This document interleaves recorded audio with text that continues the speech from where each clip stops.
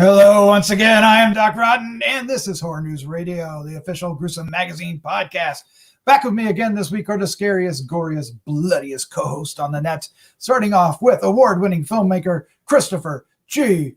Moore. How you doing, sir? What is that behind you? It's a vampire. It's a vampire. And I'm using my vampire force powers to move you like a marionette. Is it working? Yeah, you look kind of oddly like an 80s music video where the green screen doesn't quite work 100%. Well, again, I've gone back in time to 90s green screen technology. There you go. And I'm doing my best to do my 80s music video look. So there you go. You're welcome. I kind of dig it. It works. It works. I like it. All right. Also joining us is podcasting rock star and international cosplay queen, Vanessa Thompson. Vanessa, how you doing? Hi, doing great. I like it. I like the chomp out of your shoulder. I think. Yeah, the chomp out of the shoulder is the winning. Yeah, part. Yeah. And 80s everything forever. Very Pac-Man chompish. Yeah, says Vanessa, who has Ghostbusters back behind her, and is that the idol from Indiana Jones? Yes. So yes. 80s lives there, right? That's right. All right. Well, we are gathered here to review Blood Vessel. This is a film that is coming, that has already come out. It took us a little while to get to it, unfortunately, but here we are talking about now. It came out July 21st, 2020 from the Horror Collective. So it is out there for streaming. And by the time you're hearing this, it may be heading toward maybe one of the streaming platforms that's not VOD. Who knows? All right. This is co-written by Jordan Prosser. Blood Vessel was also co-written and directed by Justin Dix, award-winning special effects supervisor and director of Wizard of Oz Studios. Wicked of Oz, not Wizard of Oz. Sorry about that. He has worked on such films as Babadook, 100 Bloody Acres, Crawl Space, Loved Ones, Lake Mungo, as well as dozens of others. Blood Vessel stars Alyssa, Sutherland from Vikings, Robert Taylor from The Matrix, Nathan Phillips, Snakes on a Plane, we love that film, Christopher Kirby, Daybreakers, Jonathan Lloyd Fillingham from Hunters, and Alex Cook from Preacher. And if you look at the poster, yes, you have a group of people that find a Nazi ship, and on that Nazi ship is, well, vampires. Yes, that's what we're going to be talking about. And Blood Vessel is probably one of the greatest titles of the year. I'm just saying, I love it. It's a good one. It is. Anytime they can be punny and do double meanings, yes, why not? Oh, I hate people that use puns as their titles. Oh, tacky. This is a fun one. Though. I'm joking. Oh, you mean because of yourself? All of my films are puns. So I'm not really trashing on it. Now. I actually do appreciate it. I love a good pun title. Yes. Because I use them in my own film. So. Yes, touche. They get a 5. They get a 5 out of 5 for a pun title. Yeah, Vanessa, welcome to sarcasm. So, yeah. All right. Let's find out what our first impressions of Blood Vessel may be. Vanessa, you are up first. You! Visually, they did an amazing job with this for being kind of a lower budget or more independent film, not coming from a big production studio. Visually, some of those aerial shots when you go over the boat just look amazing. So dealing with Nazis again, I'm loving this whole Nazi killing trend in movies that we're getting right now. I'm loving it. I'm here for it. So Nazis, vampires, people lost at sea, having to get on a Nazi boat. Okay, I think I would take death at sea as opposed to boarding a Nazi vessel that looked like that. I'm sorry. Like, I would have been terrified. We got a ragtag group of people, our mixed up group of people who don't get along from different places. We have some fun characters in there. We got a couple cooks. We got a guy from, it was a Russian army, right? He was a Russian soldier. Yep. Yeah, he's fun. He was one of my favorites. The Alyssa Sutherland, I can't remember her name, but she's great in Vikings. And when I saw her in this, I was like, wow, that kind of surprises me that they would have someone that is so recognizable to me, because a lot of times when you see movies like this, you're not too sure you're going to recognize the people in it right off the bat. But this has a few people in it who are recognizable, as you read off the other movies that they're in or they've worked on. She was great, and I love that she has a way of being very demure and soft and afraid, and the way that they kind of work with that in the story, and her being the only woman too among this group of other men, she has a real interesting presence in the story. You know, overall, it kind of gave me like a weird kind of vibe, because I couldn't really tell where it was going or what it wanted you to really feel the whole time. But the visuals kind of distract from that, especially when we get to our vampires. I was so impressed by our main vampire, his special effects, his makeup that he had, and he'd do these little like laughs that I just love. I have to say, before I finish my first thoughts, is I like how they kind of intertwine humorous moments into this kind of scary situation that they're in, this unknown situation, this Nazi vessel that they're on that happens to have nobody on it, and we don't know why yet. And they play with humor in that, and I like that. I'm glad you like that. Yeah, there's a lot going on here, and there's a big cast, and that has a lot going for it, especially as they get knocked off one by one. That's no surprise there. But I thought the dynamics between them were really interesting. I especially like Jane Prescott, which is the Alyssa Sutherland character, or the character she plays, and because she is, like you were saying. But she's also strong, right? She's also able to, kind of take charge and command the crowd, and she's got, some kind of interaction with just about all the rest of the cast, so she makes a good central character. And yeah, the vampire was awesome. But let's find out. It gives her that before we move to Chris. It gives her that like mothering sense too, which I think is important for the way that they arc her story. Her having that kind of wanting to take care of everyone, wanting everyone to put everything aside and get along. And I think that's really important for what happens later on. Yeah, especially when we meet the first vampire. Right? All right, let's find out what Chris thought. Chris, what's your first impression of Blood Vessel? Well, I agree with what Vanessa was talking about, the visuals. I think the cinematography is pretty amazing. Just the use of color.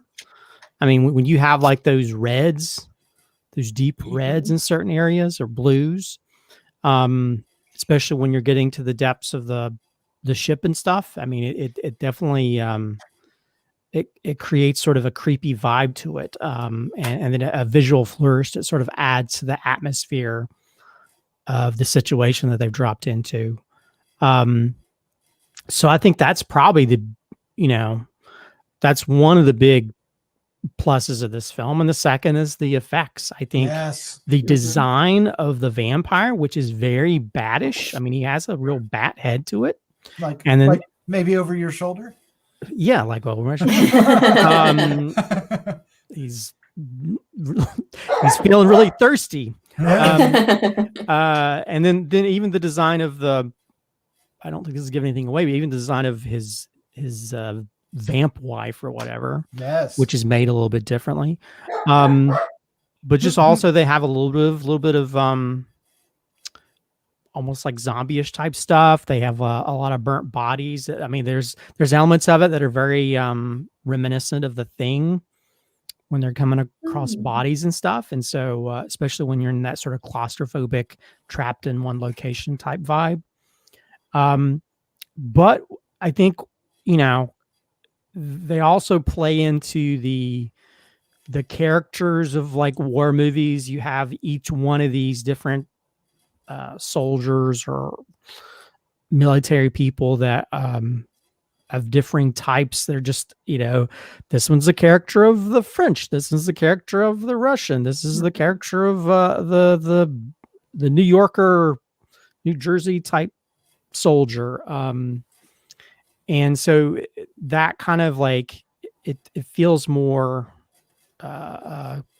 characteristic of those type of films, but it also makes it feel a little bit hollow because of that, because it just feels like characters that you would normally see in those type of films, but you don't really feel like they're real characters, I think that's what I'm feeling too. Yeah. And I think that's it. It made me feel like I was just watching somebody who's doing almost like a parody of a war movie, kind of going through the motions a little bit. Yeah. And then I guess my other issue is just the logic of the characters, the type of decisions they make. Because I'm sorry, if you come across a bunch of burnt bodies and all kinds of different things, the last thing I'm going to do is let some person out of some closed door. There's stupid things like that that irritate me, and also it's like, if this vampire can bite you, I would have amped up the paranoia a little bit more with the other characters. So I don't know, there's just a lot of things that kind of like did me the wrong way. And I think that would have made the ending play out a whole lot differently, especially if you see somebody who's might have been scraped or bitten, But they definitely try to. I think this feels like it feels like a soup of different type of elements that they threw in together, because even like there's almost like a Necromonicon type book. Yes. There's almost like a H.R. Geiger type coffin. There's just a lot of these elements that you can see that the influences, whether it's The Thing or vampire films or any of that kind of thing. I think if anything, I think the strongest element is just, this is not no Twilight sparkly ass vampire. This is a vampire that just wants to kill you. Yeah. Or he wants to manipulate you. Like a puppet. Like a puppet. He uses his little emperor I am the vampire senate, and he just manipulates you with his. And it's just funny because you can see him doing this. Yeah, he actually does that. And I was laughing. It's like, man, this vamp's got force power. He's a vampire Sith Lord. I like this. Yeah. So I think the logic of the characters are kind of pissing me off, because I think even though you have this vampire who can manipulate, can morph visually in front of you to make you think you're looking at something. If I'm on like a U-boat or some kind of Nazi bet in the middle of somewhere, if somebody I know is back in America or whatever, I know that's not them. As much as I care, it's not them. Yeah. So things like that kind of piss me off. But again, that's just more, I think, story elements that for me kind of fell flat. Yeah, I felt like the film didn't quite live up to the potential of the cinematography and the effects and the acting even. I guess the story did hinge on, cliches and certain things, although elements of it worked really well. I mean, there's a couple surprise deaths and there's, the vampires themselves are a lot of fun, especially when they come in about halfway, right? Fully. I mean, we get hints of them early, but the coffin, it looks fantastic, and all the background that surrounds it works really well. But yeah, our characters feel a little shoved into place. I agree with you, Christopher. They feel like convenient cliches that we need to check off a couple war movie boxes, right? Yeah. And that did prevent it from being like a spectacular film, right? But the effects alone and the other elements that I've already mentioned, I won't mention them all again, make it a worthwhile watch. I mean, I think this is a fun movie. I had a lot of, it was very entertaining, had a lot of fun with it, enjoyed watching it. But did it register with me so strongly that I'm ready to go watch it again? And that, not really, right? Mhm. And I don't know if that's necessarily a bad thing, but it just keeps it from being, like a top 10 film of the year. It certainly is far from the bottom. Yeah. And I feel kind of, because I feel like it's much better than I'm kind of giving, kind of sharing right now, because there are these elements that, Chris dove into that kind of hold it back. Yeah, and it's and I know this is a stupid thing to sort of pay attention to, but they killed the black guy first, and I was like, really? You get 2 cooks. You killed the wrong. Yeah, you get one person of Really- color. I can Yeah. understand if maybe if he's second man standing or whatever, but Yeah. he's gonna die first. Yeah. And another homage. It seemed an homage to like aliens, because you have the little girl who reminded me of the little girl from Aliens. Yeah. So and you also have the dead people in the grates and stuff, which are very alien-esque. So there's a lot of things I think that you can see that they do a good job of, but I think, the character wise, it just didn't work for me to where I wasn't fully invested, in them dying, because and I think which is kind of sad because the design of the vampire stuff is so cool. I think if we'd had stronger characters, and you can throw all your story elements like, oh, this woman's pining her daughter, and this other character is pining for this woman that he lost because he was gone for so long, blah blah blah. But that again, that you have to do it in a way that that feels real. And I think because these characters are more characters than real people, you didn't really care when they died. I mean, they had the one guy who was the traitor character, which I really wish he'd been the first one to die. Right. But he's not going to be, right? Because they don't do that. They keep him around to keep us annoyed. He was so annoying. Yeah, but I thought what essentially is our 2 leads, which is Alyssa Sutherland as Jane Prescott, and then I think it's Alex Cook as Teplov. Is that right? I don't know which the Russian guy or the Australian guy. The Russian guy. I like the Australian guy too, but I thought the Russian guy kind of was the strongest one. Yeah, and I would have liked to see maybe him be more of the protagonist and take lead more and focus more on him, and the other ones as kind of like side characters, because he was such a good, strong character, and he played that role really well. Yes, very much so. But yeah, there are a couple. I mean, the Australian one, which it's really hard to get their names right. You don't really. There's not a lot of that in there, so you know them by their cliches. Cooks, the Russian guy, and that's part of the problem, like you're saying.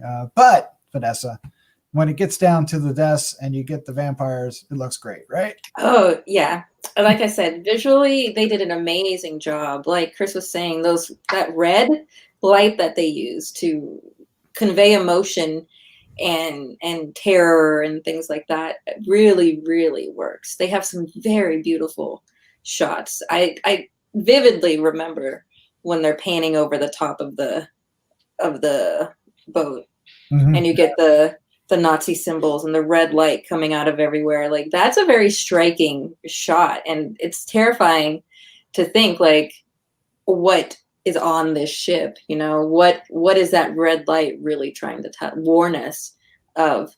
But I really love the vampires a lot, but I think I love them because they're a little more campy.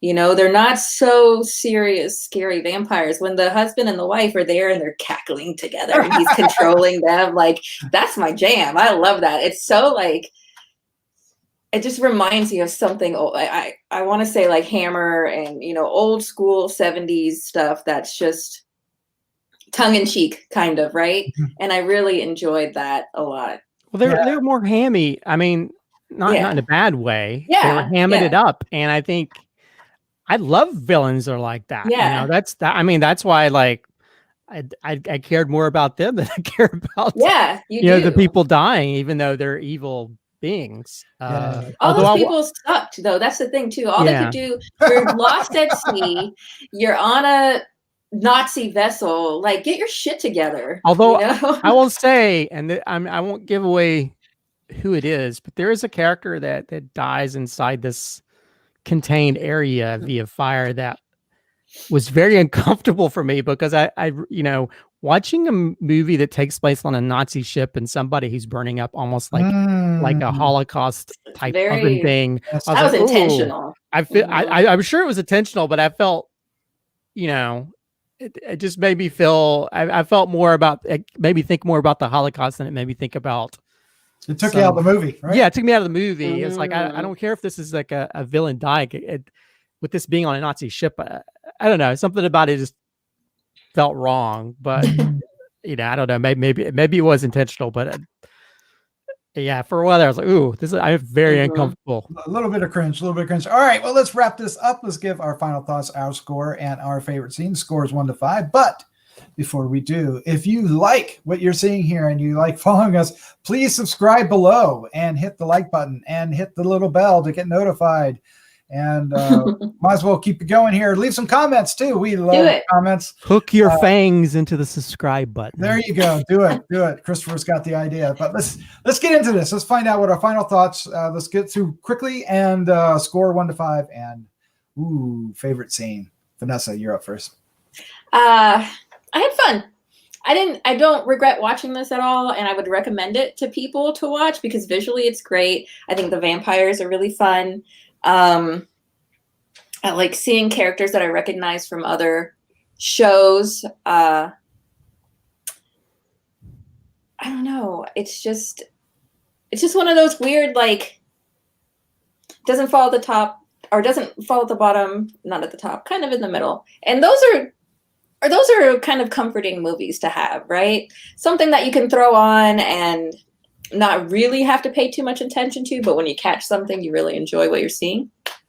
Oh my gosh, I don't know. For score, that's what makes it so difficult to kind of score, right? Because it's not something that really offended you, but it's not something that you're putting on your favorite list. So I think I'm going to give this one a 2.75. Okay. I think that's pretty fair for how I feel about it.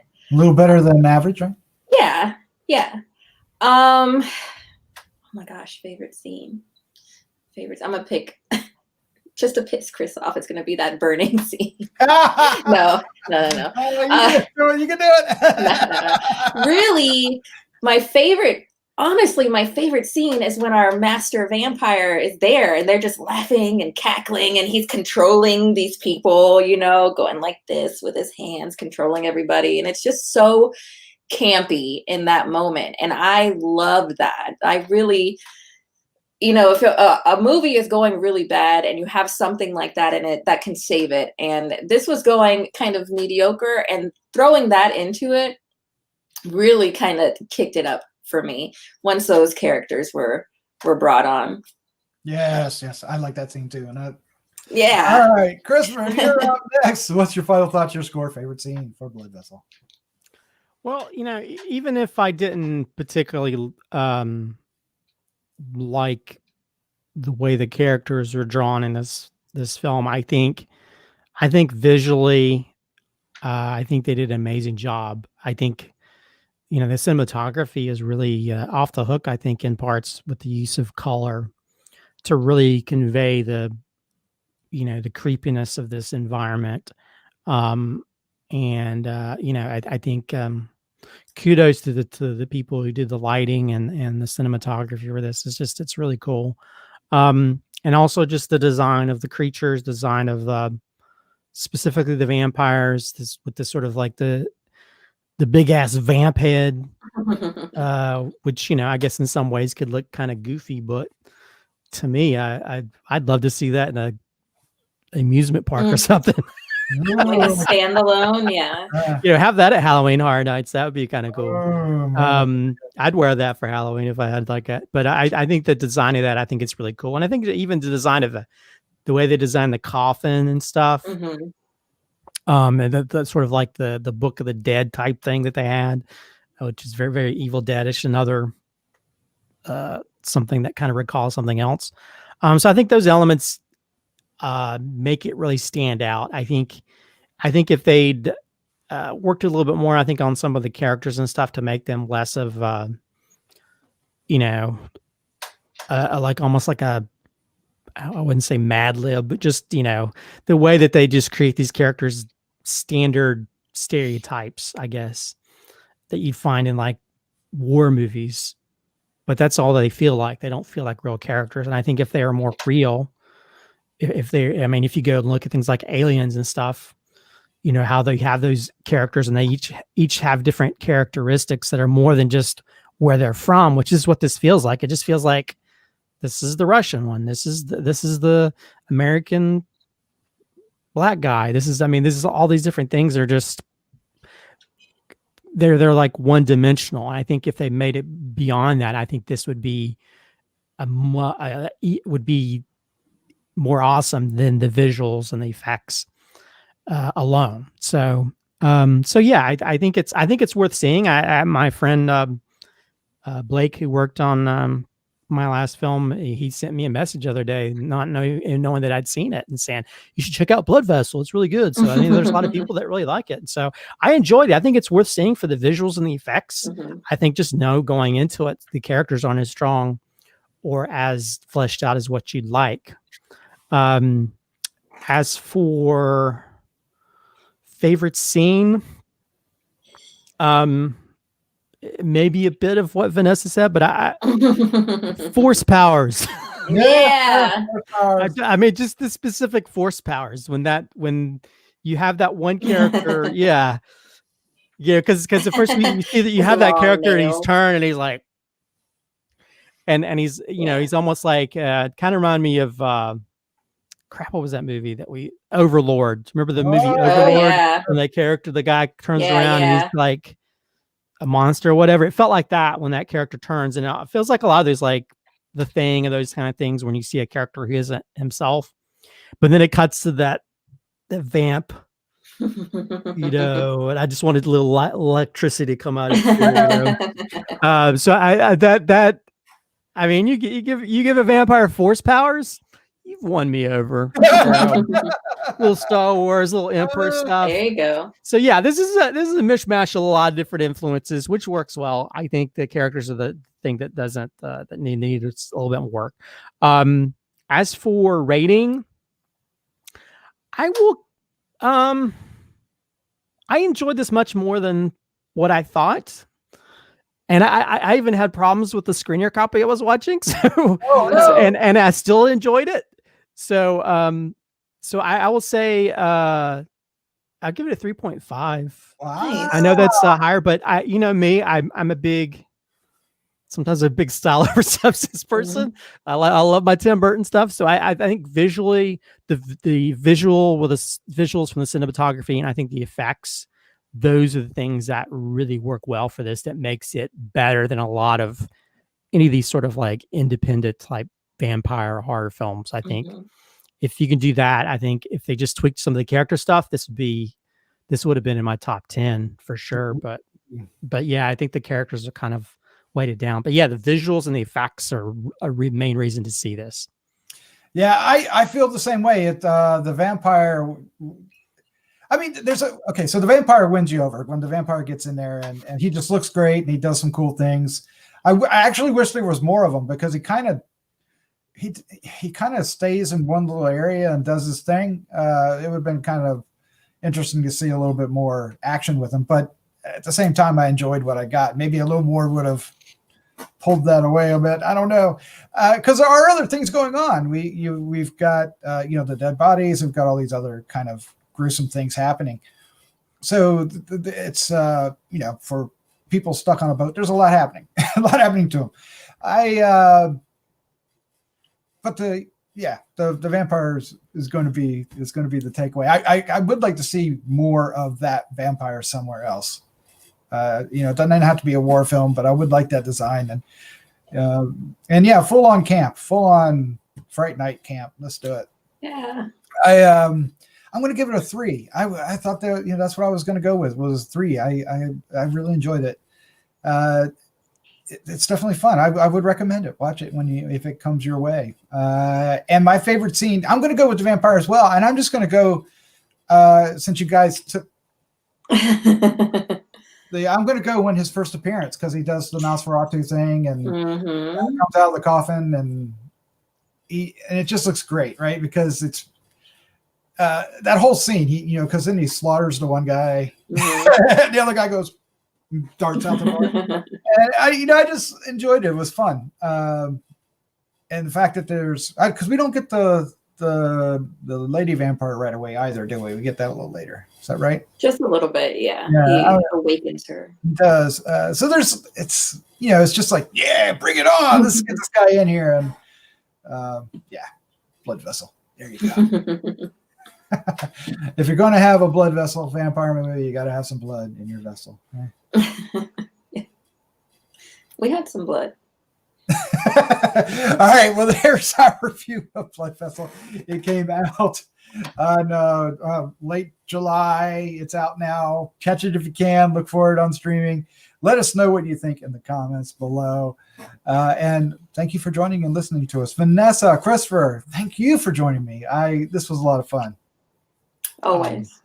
Yeah, a lot of fun. And with Chomped out Chris's shoulder. Yes, jump. Horse powers. All right, let's say goodnight. Good night. Night.